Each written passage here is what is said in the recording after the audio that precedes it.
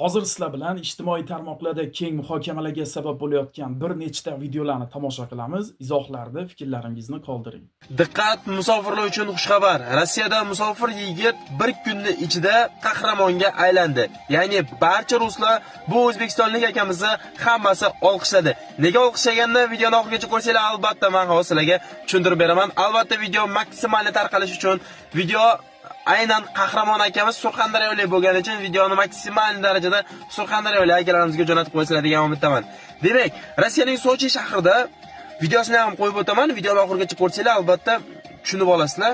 Xo'p, Rossiyaning Sochi shahrida yong'in sodir bo'lgan ko'p qavatli uyda. Mana shu ko'p qavatli uyda sodir bo'lgan yong'in jarayonida ikkita rus fuqarosi, ya'ni bitta rus ayol va uni yosh farzandi olov ichida qoladi. Mana shu vaziyatda o'sha joyda taksislik qilayotgan musofir akamiz, ya'ni o'zbekistonlik Sherzod Namozov, surxondaryolik, kim tanisa albatta kommentda belgilab ketinglar va videoni surxondaryolik akalarimizga jo'natinglar. Chunki bu surxondaryolik akamiz.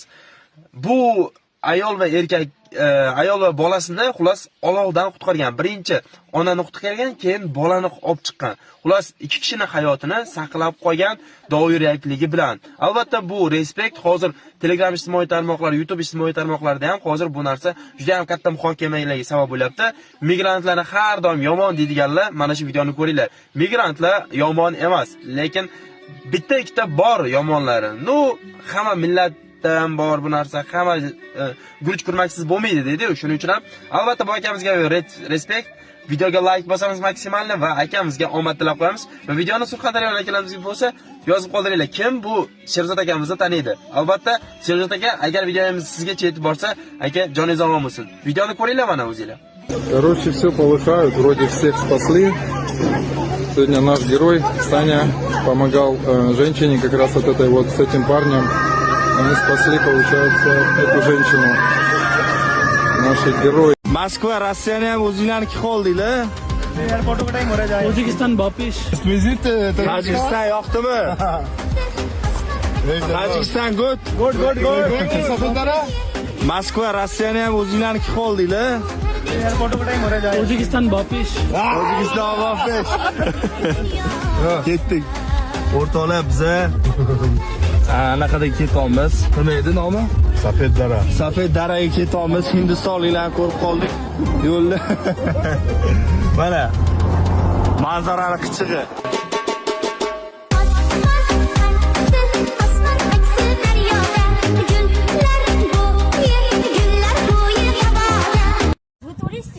Мы туристы. Хорошо. Куда прошли? Я из Шапсабза. Из Шахрисабза? Да. Русский где учил? Да, я на... В школе? Да. Молодец. На русском школе учился. Какой класс? 6. Туристы, да? Да, мы туристы. Из России пришли? Из России, да. Из России. Очень красиво у вас. Очень люди хорошие, спасибо. Да, да. Спасибо, спасибо. Ой, можно? Да? Можно, спасибо. Ваш канал есть, да? Да, есть Узбекистан, будет про это место обязательно видео. Спасибо вам. Из Ютуба, да? Из Ютуба, да. Имя? Это канал называется «Двигайся». Двигайся. Двигайся, двигайся. С восклицательным знаком. Ольга меня зовут. Ольга. Очень приятно. До свидания. Очень приятно. Очень приятно. Спасибо. Спасибо. Спасибо. Спасибо. До свидания. Спасибо.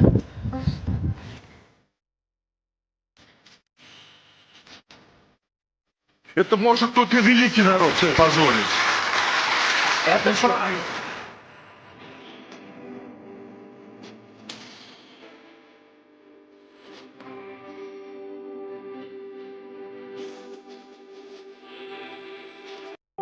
Uyimizdan ota-onamiz telefon qilib, "Ha, bolam, qiynalmayapsanmi?" degan paytda qiynalib tursak ham, "Yo, onajon, hammasi yaxshi" deyishga duolib telefonni o'chirgandan keyin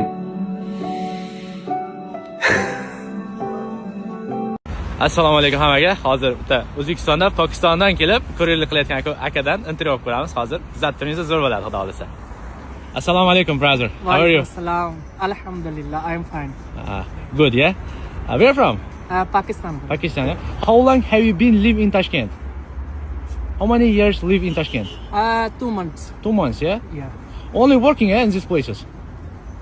Only working or studying? In Yandex. Working, yeah? Working. How much make money every day?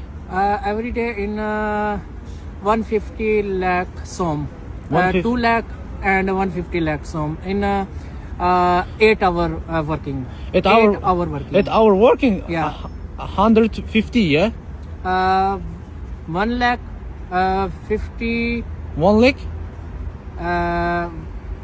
150 lakh som. 150 lakhs, yeah? Yeah.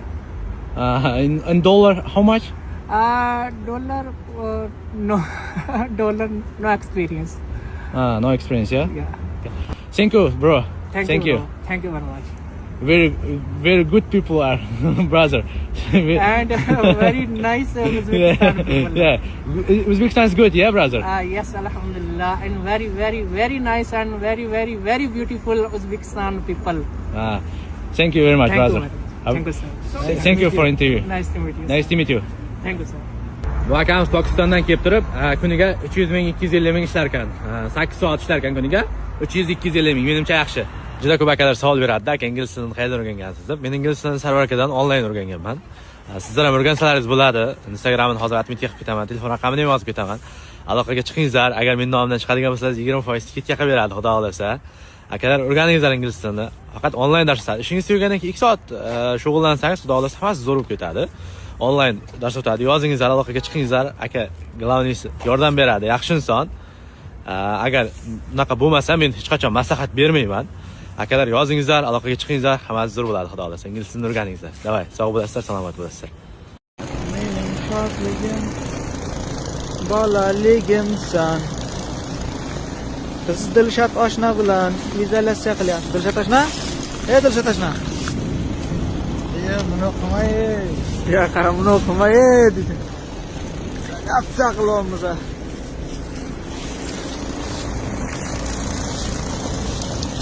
Bu yerda qorni kiryapti.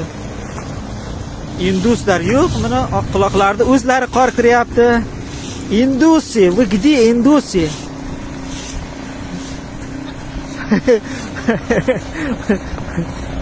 Oq quloqlar qorda so'yapti. Узбекистан, с наступающим вас Новым годом. Просто на улице такая классная погода. Реально, вот чувствуется то, что вот скоро Новый год. Вау! Дождь и снег, слякоть! Вы узбекский язык знаете или? Ассаламу алейкум. Qalisiz, yaxshimisiz? Charchamadingizmi? Men o'zbek tili yaxshi ko'raman. Men o'zbek tili ozgina bilaman. Вот, men bugun ishdaman. Choy ichaman. Так что ozgina bilaman. Uzr. Ассаламу алейкум, халейсис, яхшимисис. Завтра я буду эти слова говорить в Узбекистане, потому что я лечу на родину в Ташкент, там, где я родился, прожил 15 лет, всю свою сознательную молодость, это было лучшее детство. И я лечу туда, где самые добрые люди, вы уж простите меня, все остальные страны, но правда, Ташкент это вообще, это самый гостеприимный народ в мире, и люди, то есть узбеки, блин, обожаю вас, очень рад разделить это большое мероприятие, которое мы едем освещать в пресс-тур от Новиков Групп и Family Garden. Мы едем показывать рестораны московские для аудитории, я не знаю какой, московской, может быть, у меня даже ташкентской много очень процентов. Ребят, вам всем салам алейкум. Если вдруг увидите меня в городе завтра, кидайте салам, с удовольствием я с вами пообщаюсь, со всеми, прям очень жду встречи с вами. Блин, до скорой встречи, до завтра. Bu hindlarning meblab bo'lmasa ekanda faqat trendga chiqib ketyapti. Qattiq qarasang hindlar trendda yuribdi. Ishxonasida tug'ilgan kun o'tkazdiribdi. Tort kesish marosimini qaranglarda.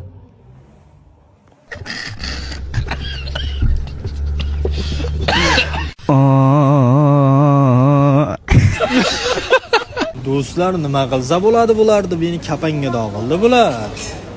Kimlargadir kerak emasmi, hindlar berib yuboraman. Men ularga agar men shuncha payt mol boqqanimda, shuncha rasxodni molga qilganimda ancha foydada chiqardi. Bular tinmas ekan bular.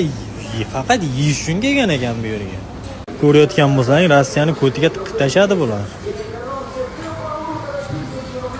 Ular chaqiryapti, lekin Rossiyani ko'tiga tiqadi bular. Rossiyani yeb bitiradi bular. Mana faqat переправа yeydi bular. Do'stlar, mana bu videoni bir ko'ringlar. Здравствуйте, можно купить сигареты? Здравствуйте, какие сигареты? Единственный стайл. А документы с собой есть? У меня, к сожалению, нету, а у вас есть? У меня? Да, у вас. Нету у меня с собой. Нет. Как так-то у вас нету? Серьезно? Ну, Как вы здесь работаете без документов? Я забыл дома. Серьезно? Смотрите, 18 плюс. Пока, до свидания. Ладно. Hindistonliklar o'g'rislardan o'sha dokument so'rashni boshlashibdi. Gap yo'q. O'sha do'konlarni egallab, o'g'rislardan dokument so'rashyapti. Чтобы anaqa alkogol, sigaret sotmaslik uchun. Qaranglar, bular qanaqa darajaga erishyapti. Gap yo'q. Musofirlarga har doim vurachat qilgan mana bu tovar ostidagi каждый день buni faqat shu Rossiyada yurgan do'stlarimiz tushunadi. Masalan, mana bu 199 rubl bo'lsa, masalan, xuddi shunaqa narsa bu yerda sal qimmat turadi-da. Lekin mana shu каждый день tovar belgisi ostidagi tovarlar hammasi arzon yuradi. Bu faqat shu o'zimizni musofirlarga vurachat qiladigan mahsulotlarda bu. Agar o'sha каждый денni biladigan do'stlar bitta просто like qizartirib bilamiz deb kommentariyaga yozib qo'yinglar, qancha kishi ekanmiz. Rossiyadagi migrantlarni men bu yerdan ketishni chaqirdim, qaytishni emas. O'zbekistonga qaytish masalasi bugungi kunda men boya so'zimni boshida aytib o'tganimdek ish bilan ta'minlash masalasida o'zimizga xos masalalarimiz bor. Lekin o'zbek fuqarosi, o'zbek ishchisi shunaqa mehnatkash, intizomli va tartibli ishchiki, bugun mana sobiq Sovet o'lkalari bo'lsin, Sharqiy Yevropa davlatlari bo'lsin, hatto mana Skandinaviya davlatlari bo'lsin, arab davlatlari bo'lsin, o'zbek mehnat kuchiga zarurat bor ekanligini ta'kidlab o'tishyapti. Va biz bu imkoniyatlardan to'g'ri foydalanishimiz kerak. Rossiyadagi agar mana shu kamsitishlar ommaviy xarakter oladigan bo'lsa, albatta u yerda hech kim o'zini beqadr qilib ishlash kerak emas. Chunki Rossiyada oladigan oylikdan yaxshiroq oylik olish mumkin bo'lgan imkoniyatlar ko'paydi bugun. Va o'zbek o'g'loni, o'zbek fuqarosi birinchi o'rinda, albatta davlat orqasida turadi har birini, lekin birinchi o'rinda o'zini g'ururi, o'zini qadri bilan unga nisbatan kamsitish munosabati bo'layotgan joyda ishlamasligi kerak. Shu sababli men ularni u yerdan ketishni va davlatimiz bugungi kunda yaratayotgan boshqa imkoniyatlardan foydalanishni chaqirib qoldim. Demak, mana shu Skandinaviya o'lkalari, bugun Shvetsiya, Norvegiya, Daniya davlatlari o'zbek muhojirlarga qattiq qiziqish bildiryapti. Yoki bo'lmasa o'sha Pribaltika davlatlari, Boltiqbo'yi davlatlarida bugun mehnat muhojirlariga katta zarurat bor.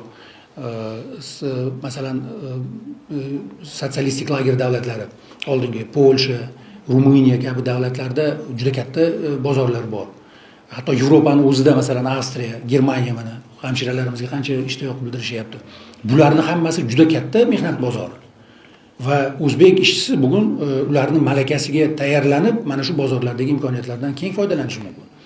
Aynan shu sababli men ularni Rossiyadan O'zbekistonga qaytinglar degan ma'noda chaqiriq berganim yo'q. Meni chaqirig'im Rossiyada o'zinglarni kamsitirib qo'ymanglar. Ketinglar u yerdan.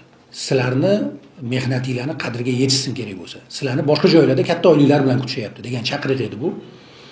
Va shu chaqiriqni yana bir marta takrorlamoqchiman. Hech qayerda o'zbek o'zini xor qildirib qo'ymasligi kerak. Chunki o'zbekning mehnatkashligiga, o'zbekning sadoqatliligiga, o'zbekning tartibiga bugun dunyo mehnat bozorida katta ehtiyoj bor.